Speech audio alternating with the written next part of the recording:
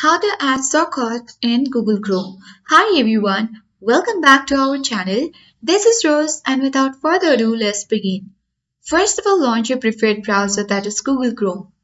And here you can see add shortcut icon at bottom right corner under the Google search icon. Click on it. Now a menu appears where you can easily enter the name of the shortcuts. So for example, YouTube. Now after that you need to enter the URL.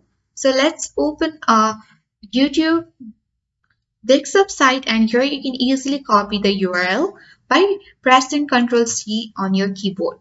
Now go to the new tab and here you can easily click on the URL box and then paste it using the shortcut key that is Ctrl V. Now click on down bottom or here you can easily make a complete URL typing your YouTube channel name for example and click on down bottom.